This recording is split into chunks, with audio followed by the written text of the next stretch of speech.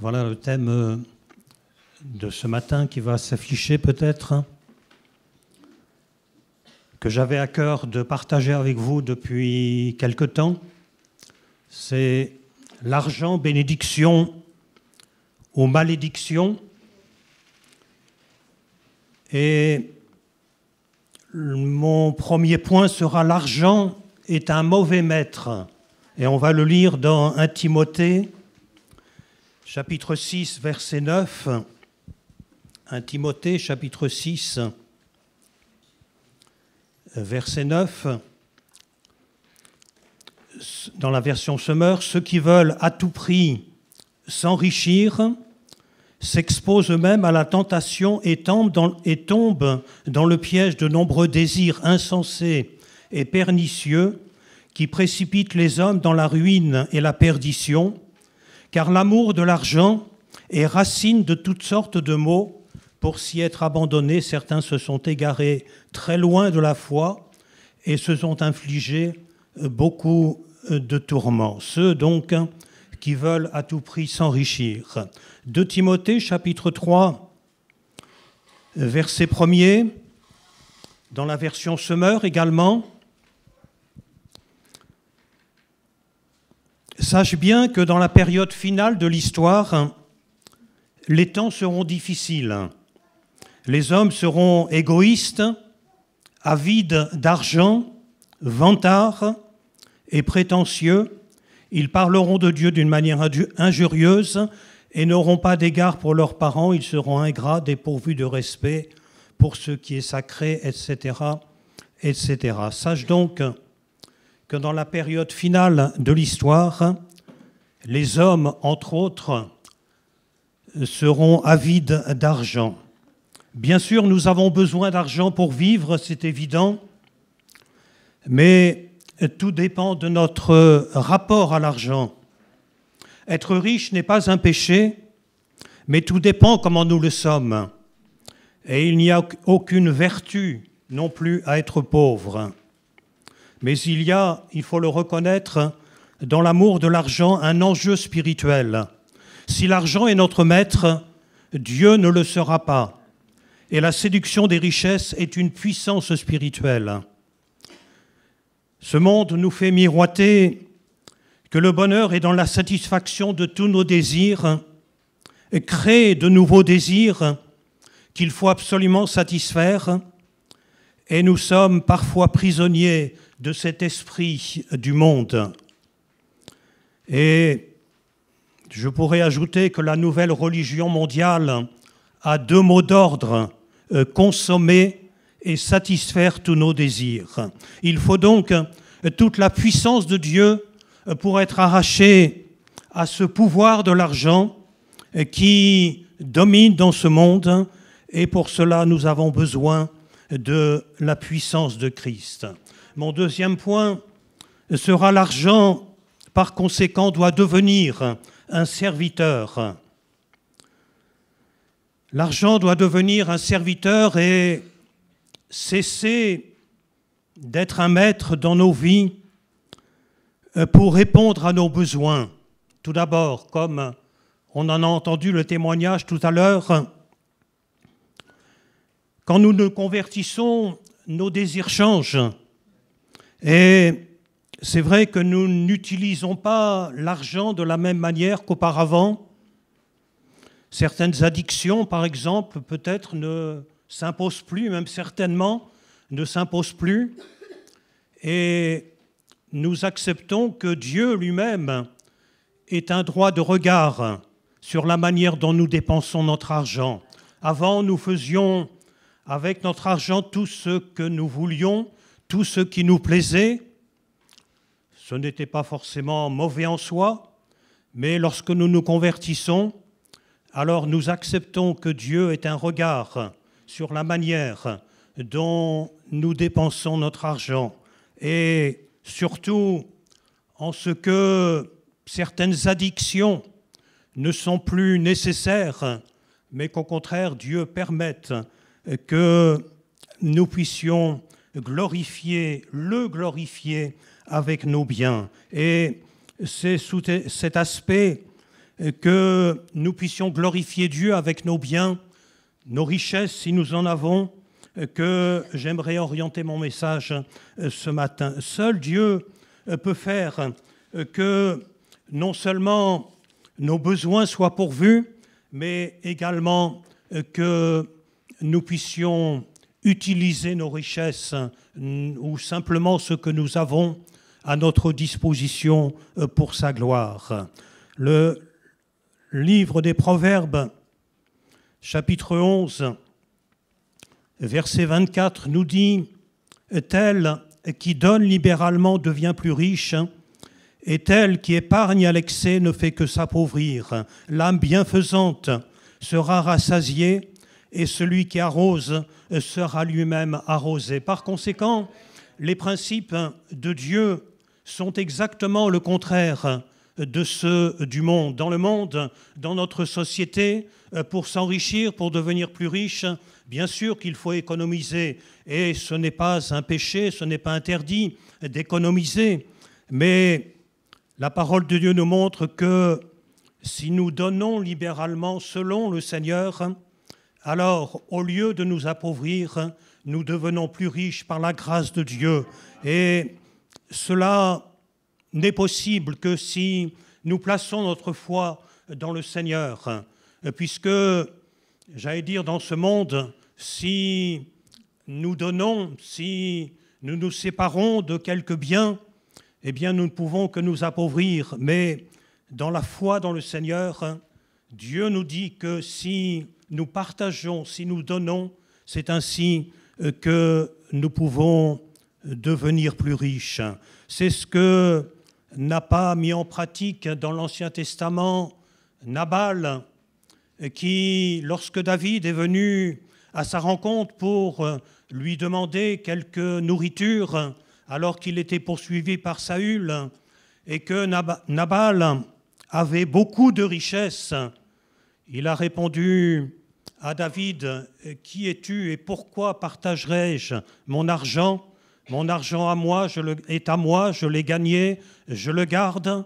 Pas question que je le partage avec toi. » Et nous savons pour certains ce qu'il est devenu. Abigail a eu une autre attitude et elle a été bénie par le Seigneur. Parfois, c'est vrai que même sans avoir d'argent, sans avoir beaucoup de biens, nous pouvons avoir cette attitude dans notre cœur en nous disant « Le peu d'argent que j'ai, il est à moi, je l'ai gagné, je le garde. » Et c'est vrai que nous avons droit d'avoir l'argent que nous avons gagné, bien sûr, il est à nous, mais Dieu veut créer en nous un esprit de générosité selon sa volonté pour que nous puissions partager même le peu que nous avons. Alors, comment cela peut-il devenir réalité? Ce sera mon troisième point.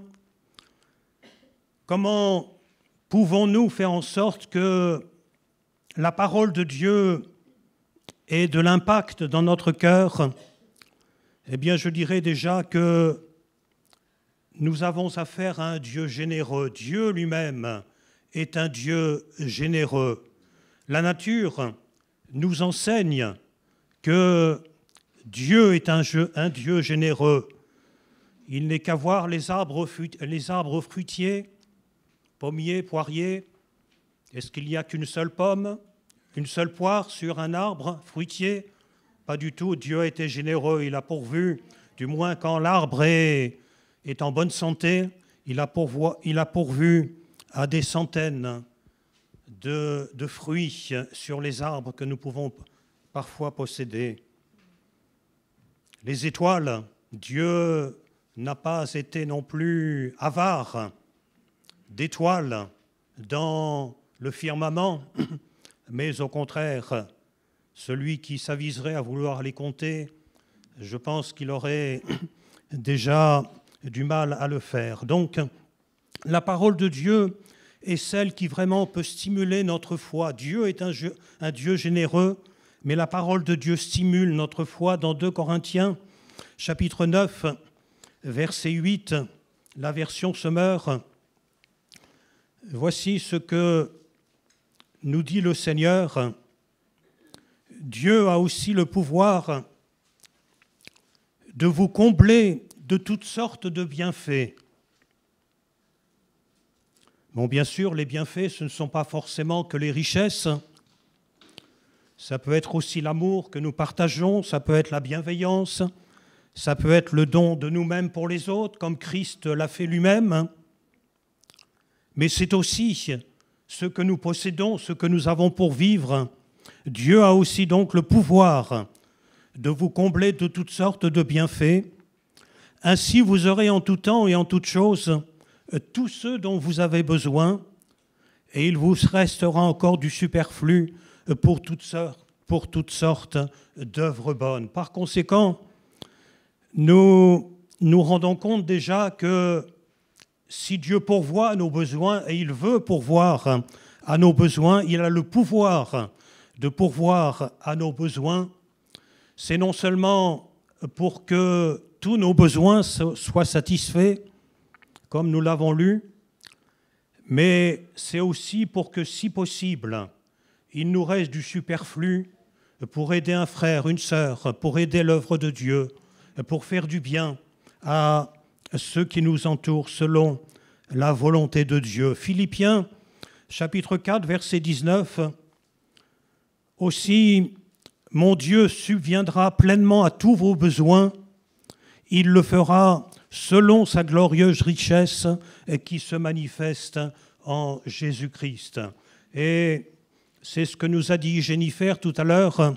Si Dieu pourvoit à nos besoins, ce n'est pas parce que nous sommes meilleurs que les autres, ce n'est pas parce que notre vie est parfaite, mais c'est tout simplement à cause de la bienveillance de notre Dieu, de sa bienveillante richesse, de sa glorieuse richesse. Notre Père est riche et nous sommes ses héritiers, nous dit la parole de Dieu. Alors nous pouvons, j'allais dire, non pas chercher un oncle en Amérique dont nous serions héritiers, mais si Dieu est devenu notre Père, alors nous savons que nous pouvons être riches, non pas d'argent seulement, mais de toutes les grâces qu'il veut nous communiquer encore ce matin. Mon quatrième point sera apprendre à dépendre de Dieu, parce que c'est bien de savoir que Dieu est puissant, que Dieu est riche, c'est bien de savoir que Dieu est prêt à répondre à nos besoins, mais si nous sommes toujours obligés de demander aux autres, bien que ce ne soit pas quelque chose qu'il faut condamner, mais si nous sommes toujours en train de ne pas croire que Dieu est capable de répondre à nos besoins, alors cela ne nous servira à rien. Il nous faut donc faire connaître nos besoins à Dieu. Philippiens 4, verset 6, dans la version Semeur, « Ne vous mettez en souci pour rien, mais en toute chose, exposez vos besoins à Dieu. Adressez-lui vos prières et vos requêtes en lui disant aussi votre reconnaissance. » Il est évident que lorsque nous sommes dans le besoin, il n'y a que si nous espérons en Dieu que nous pouvons lui faire connaître nos besoins. Sinon, nous nous attendrons aux choses de ce monde qui peuvent nous aider, bien sûr. Les organismes, bien sûr, de ce monde peuvent nous aider. Des chrétiens peuvent nous aider, bien sûr. Mais lorsque nous prions le Seigneur, lorsque nous lui faisons connaître nos besoins, alors nous croyons qu'il peut répondre à nos besoins. Ce que j'aimerais souligner également, c'est qu'il nous faut, dans notre prière, chercher premièrement le royaume et la justice de Dieu.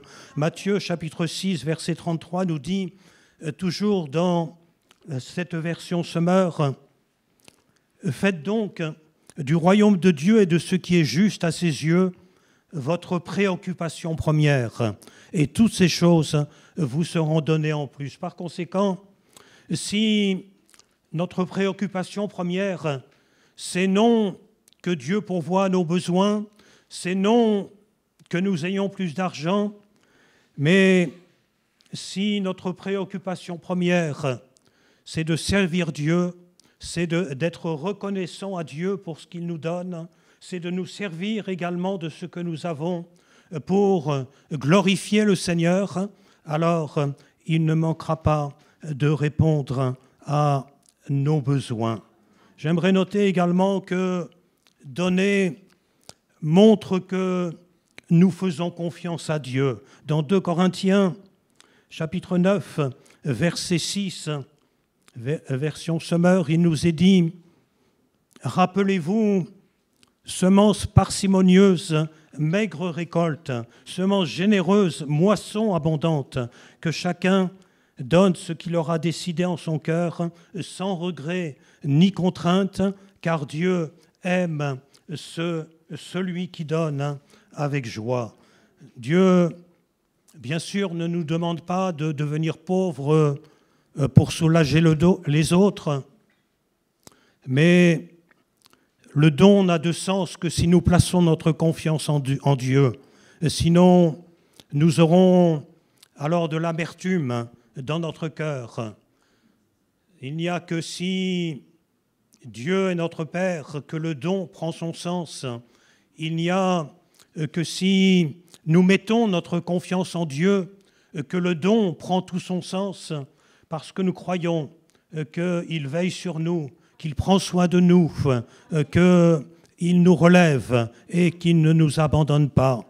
1 Timothée chapitre 6, verset 17 nous dit « Recommande à ceux qui possèdent des richesses en ce monde de se garder de toute arrogance et de ne pas fonder leur espoir sur la richesse, car elle est instable, qu'ils placent leur espérance en Dieu, qui nous dispense généreusement toutes ces richesses pour que nous en jouissions. » Vous le savez aussi bien que moi, l'économie est instable, les richesses dans ce monde sont instables, et si nous nous avisons à placer notre espérance dans les richesses de ce monde, dans le gouvernement, dans, j'allais dire même les retraites futures, eh bien, nous avons du souci effectivement à nous faire.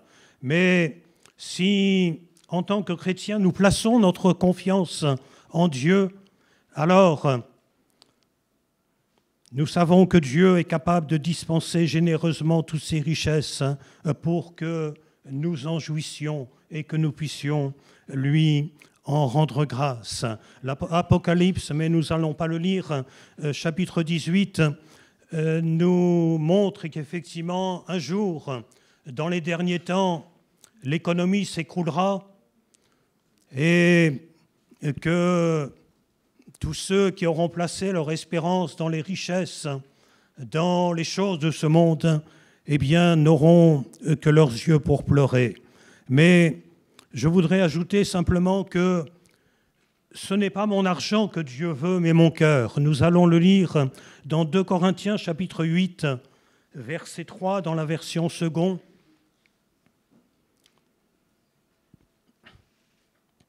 C'est l'apôtre Paul qui le disait des églises de Macédoine. Ils ont, je l'atteste, donné volontairement selon leurs moyens, et même au-delà de leurs moyens, nous demandant avec de grandes instances la grâce de prendre part à l'assistance destinée aux saints. Et non seulement ils ont contribué comme nous l'espérions, mais ils se sont d'abord donnés eux-mêmes au Seigneur, et puis à nous par la volonté de Dieu. Par conséquent, ce n'est pas mon portefeuille que Dieu cherche, mais c'est d'abord mon cœur. Et en effet, si je me suis converti à Dieu, si j'aime le Seigneur, alors bien sûr mes finances suivront également, mais Dieu ne cherche pas de dons spécialement. Dieu n'a pas besoin de nos dons, il veut notre cœur. Et j'ajouterai que si nous nous contentons de donner sans que notre cœur soit au Seigneur, nous ne pouvons pas être agréables au Seigneur. Et c'est ce que j'aimerais noter, la générosité dépend non de la richesse, non de notre richesse, mais de notre cœur. Car ce que Dieu veut, c'est surtout que nous puissions acquérir un esprit de générosité. Il ne regarde pas le montant du don. Nous nous rappelons cette pauvre veuve qui avait donné plus que tous les riches. Dieu ne regarde pas au montant que nous donnons, mais Dieu regarde et veut créer en nous un esprit de générosité. Alors, nous pourrons lui être agréables. Que Dieu donc nous aide à avoir, à acquérir cette générosité. Les Corinthiens, ou plutôt les églises de la Macédoine, à l'époque l'avaient expérimenté. 2 Corinthiens chapitre 8, verset 1er. Nous voulons vous faire connaître, frères, la grâce que Dieu a accordée aux églises de Macédoine. Elles ont été mises à l'épreuve par de multiples détresses, mais les croyants, animés d'une joie débordante et malgré leur extrême pauvreté, ont fait preuve d'une grande générosité. Par conséquent, on s'aperçoit que bien souvent les plus généreux ne sont pas forcément les plus riches. Quand on a l'argent, on a tendance à vouloir le garder entièrement pour soi. Dans bien des pays pauvres, on s'aperçoit qu'ils sont accueillants, qu'ils sont généreux et qu'il faut bien reconnaître que nous, parfois, nous ne le sommes pas suffisamment. Et Dieu veut créer en nous un esprit de générosité. C'est vrai que nous préconisons dans nos églises la dîme qui est non une loi, mais une attitude de cœur. Et la dîme n'est ni une loi, ni une taxe ou un impôt supplémentaire voulu par l'Église, mais au contraire, je donne avec joie parce que Dieu me fait participer à son œuvre. Je suis ouvrier avec Dieu quand je donne au Seigneur, quand je donne à l'Église.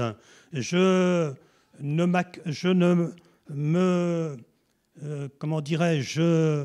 me défais pas d'un impôt supplémentaire, je ne paye pas un impôt supplémentaire quand je donne à l'Église, mais je suis ouvrier avec Dieu et je m'en réjouis. Je suis heureux de participer à l'œuvre de Dieu parce que nous pouvons très bien utiliser notre argent pour les choses du monde, mais Dieu est heureux et nous sommes heureux nous-mêmes, lorsque nous faisons servir nos biens ou ce que nous avons, ou même le peu que nous avons, à la gloire du Seigneur. La dîme, c'est vrai, a été instituée dans l'Ancienne Alliance et le Nouveau Testament ne nous en parle pas.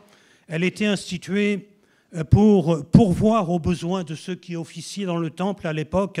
Nombre chapitre 18 nous le dit au verset 21, aux Lévites, je donne comme possession toutes les dîmes qui seront perçues en Israël pour le service qu'ils assurent, celui qu'ils accomplissent dans l'attente de la rencontre. Par conséquent, la dîme n'est pas une loi, mais un esprit de générosité et un moyen de participer à l'œuvre de Dieu, et Dieu ne manquera pas de nous bénir. Et si je n'ai rien, par contre, si je n'ai rien à donner comme la veuve de Sarepta, alors nous n'avons pas à nous sentir coupables si nous n'avons rien à donner au Seigneur, puisque nos fins de mois, bien sûr, peuvent être difficiles. Nous passons tous, à un moment ou un autre, par des moments difficiles. Mais qu'a fait cette pauvre veuve?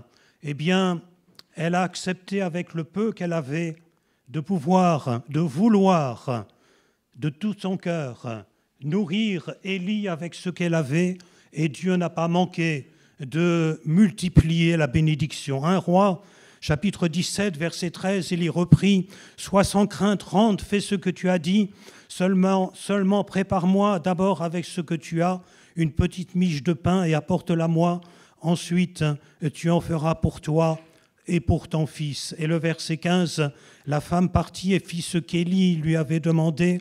Pendant longtemps, elle eut de quoi manger, elle et sa famille, ainsi qu'Élie. Par conséquent, si nous n'avons rien à donner au Seigneur, ne nous culpabilisons pas, mais demandons au Seigneur qu'il mette entre nos mains ce que non seulement il sera nécessaire pour nous, pour survivre, pour vivre, mais que nous puissions encore avoir de quoi donner à celui qui est dans le besoin.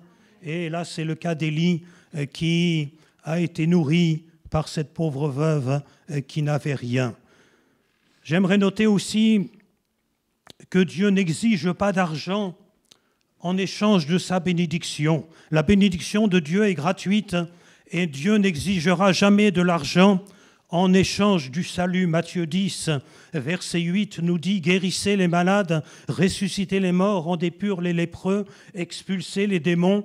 Vous avez reçu gratuitement, donnez gratuitement. » Et pour ceux qui connaissent l'histoire de l'Église, le moine Luther, au XVIe siècle, s'est dressé contre le commerce des indulgences qui, soi-disant, permettait d'entrer au paradis moyennant des dons à l'Église. Et pour construire la basilique Saint-Pierre de Rome, un moine dominicain prêche « Aussitôt que l'argent teinte dans la caisse, l'âme s'envole du purgatoire. » Personne ne vous dira dans ce lieu, dans cette église, donnez de l'argent et vous aurez votre salut. Mais nous prêchons que le salut est entièrement gratuit.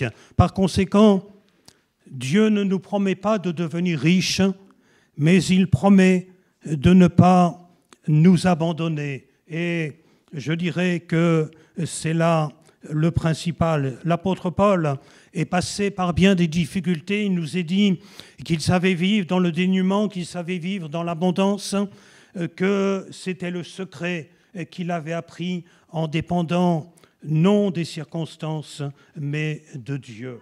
Mais j'aimerais aborder mon 5e point qui note le rapport entre notre propre générosité pour le Seigneur et la bénédiction de Dieu. Ésaïe 58, à partir du verset 7, nous parle du vrai jeûne. Et ça tombe bien puisque tout à l'heure nous avons un moment de jeûne et de prière. Ésaïe 58 nous montre le rapport qu'il peut y avoir si nous plaçons notre foi en Dieu entre la générosité et la bénédiction de Dieu. Partage ton pain avec celui qui a faim et fais entrer dans ta maison les malheureux sans asile. Si tu vois un homme nu, couvre-le et ne te détourne pas de ton semblable. Alors ta lumière poindra comme l'aurore et ta guérison germera promptement. Donc on voit même qu'au niveau santé, notre attitude de cœur peut avoir une conséquence sur notre santé. Ta justice marchera devant toi et la gloire de l'Éternel t'accompagnera. Alors tu appelleras, l'Éternel répondra. Tu crieras, il dira, me voici. Si tu éloignes de toi le joug, les gestes menaçants et les discours injurieux, si tu donnes ta propre subsistance à celui qui a faim, si tu rassasies l'âme indigente, ta lumière se lèvera sur l'obscurité et tes ténèbres seront comme le midi. L'Éternel sera toujours ton guide. Il rassasiera ton âme dans les lieux arides et il redonnera de la vigueur à tes membres.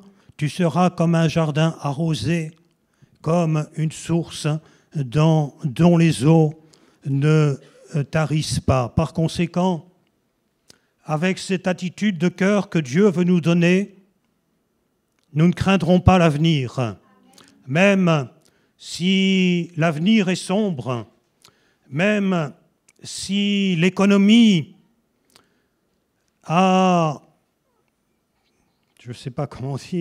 risque un jour de tomber, de s'écrouler, peut-être pas tout de suite, mais ça arrivera un jour, nous dit la parole de Dieu. Alors, nous pourrons garder la tête haute, nous pourrons redresser la tête, comme dit la parole de Dieu, et nous pourrons ne pas craindre, ne pas être dans la terreur, les tourments, mais demeurer dans la confiance dans Dieu. Malachie, ou Malachie, pour les puristes, chapitre 3, verset 10, nous dit « Apportez à la maison du trésor toutes les dîmes, afin qu'il y ait de la nourriture dans ma maison. Mettez-moi de la sorte à l'épreuve, dit l'Éternel des armées, et vous verrez si je n'ouvre pas pour vous les écluses des cieux, et si je ne répands pas sur vous la bénédiction en abondance. » Par conséquent, nous voyons que Dieu est prêt à ouvrir les écluses des cieux, non pas à cause de nos œuvres, mais parce qu'il veut répandre en abondance sa grâce sur chacun de nous. Mon sixième point, rapidement, sera rechercher les vraies richesses. Et j'aimerais simplement lire dans le livre des Proverbes, au chapitre 8, verset 10, dans la version seconde, « Préférez mes instructions à l'argent, et la science alors le plus précieux, car la sagesse vaut mieux que les perles, et elle a plus de valeur que tous les objets de prix. » Notre Dieu est un Dieu qui veut que nous nous attachions aux véritables richesses. Or, quelle richesse que de savoir pardonner, quelle richesse dans notre cœur que d'avoir de l'amour à donner, quelle richesse que de ne pas être égoïste, quelle richesse que d'avoir la joie dans notre cœur, de savoir que nous connaissons Dieu, quelle richesse de savoir que nous avons un Père qui nous aime et qui veut nous faire du bien.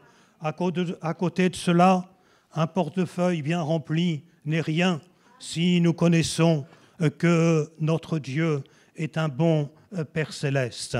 Alors, avant de terminer, j'aimerais noter mon septième point. Le but de Dieu quand nous donnons, c'est la reconnaissance. Dieu n'a pas besoin de notre argent, il veut notre cœur. Mais lorsque nous sommes ouvriers avec Dieu, avec nos biens, avec ce que nous avons, même parfois le peu que nous avons, alors ce que Dieu recherche, c'est la reconnaissance. Que celui qui donne soit reconnaissant à Dieu, parce que Dieu a pourvu à ses besoins et lui a donné même un peu de superflu. Et celui qui reçoit, eh bien, il peut remercier Dieu d'avoir entendu sa prière et de remercier de ce que des chrétiens soient généreux. Je vous assure que pour être généreux, il faut un miracle du Seigneur parfois. En tout cas, ça a été mon cas. Moi, je n'étais pas du tout généreux. Mon argent, c'était mon argent. Mon argent, je l'avais gagné, je n'étais pas prêt à le partager. Mais je reconnais que Dieu a fait un miracle dans ma vie et que je suis heureux d'être généreux quand je le peux, reconnaissant que c'est Dieu qui pourvoit à mes besoins, à nos besoins, et que je puis être ouvrier avec Dieu par sa grâce. Par conséquent, nous allons lire dans 2 Corinthiens chapitre 9, verset 11, avant la conclusion. « Ainsi, vous deviendrez riches de tous les biens et vous pourrez donner largement, ce qui suscitera chez ceux auxquels nous distribuerons vos dons de nombreuses prières de reconnaissance envers Dieu. » Voilà le but de Dieu, c'est que ceux qui reçoivent nos dons puissent être reconnaissants envers Dieu. Et le verset 12, « En effet, le service de cette collecte a pour objet non seulement de pourvoir aux besoins de ceux qui appartiennent à Dieu, mais encore de faire abonder des prières de reconnaissance envers Dieu. » Par conséquent, j'aimerais arriver à la conclusion. Les riches que nous envions parfois ou souvent sont les plus pauvres de la terre pour nous, parce qu'ils ne possèdent pas les vraies richesses. Mais nous, avec l'aide du Seigneur, nous voulons poursuivre les vraies richesses. C'est vrai que Dieu ne nous bénit pas en rapport de nos mérites ou de nos dons. Nous ne pouvons pas dire « Dieu me bénit parce que j'ai donné telle somme ou tel montant », mais c'est une grâce d'être généreux et d'être ouvrier avec Dieu. Et j'aimerais terminer par le psaume 37, verset 25, qui nous dit, c'est David qui a pu le dire, et j'ai pu moi-même, nous avons pu le constater aussi, mon épouse et moi, pour nous-mêmes, pour notre vie, mais aussi pour nos enfants. J'ai été jeune et j'ai vieilli, et je n'ai point vu le juste abandonné, ni sa postérité mendiant son pain. Toujours, il est compatissant et il prête, et sa postérité est bénie. C'est vrai que nous voyons aussi, nous personnellement, mon épouse et moi, que nos enfants sont richement bénis tant qu'ils restent attachés au Seigneur. Et c'est une vérité de la parole de Dieu. Dieu promet de ne pas nous abandonner. Dieu promet d'être compatissant avec nous, de répondre à nos besoins. Et par-dessus tout, il veut que nous puissions acquérir un esprit de générosité. Que Dieu nous aide ce matin. Nous allons prier le Seigneur. Et peut-être que si tout à l'heure quelqu'un veut expérimenter la bonté de Dieu, la grâce de Dieu, quelqu'un qui passe par une difficulté, eh bien peut-être le pasteur pourra prier pour vous. Et nous croyons que le Seigneur va vous sortir d'affaires, va vous aider, va vous soutenir. Nous prions le Seigneur. Seigneur, nous croyons que ta parole est vivante, qu'elle nous aide à être au clair quant à nos richesses ou quant à notre pauvreté. Nous croyons que ce n'est pas toi qui veux la pauvreté, ce n'est pas toi, Seigneur, qui veux que nous soyons égoïstes, ce n'est pas toi, Seigneur, qui veux que nous manquions de tout, mais au contraire, tu nous dis que tu es un bon Père céleste et généreux et que tu veux pourvoir à nos besoins. Nous voulons en faire l'expérience. Nous voulons, Seigneur, que tu aides ceux qui sont désespérés et qui n'ont pas encore pu expérimenter ta grâce dans ce domaine.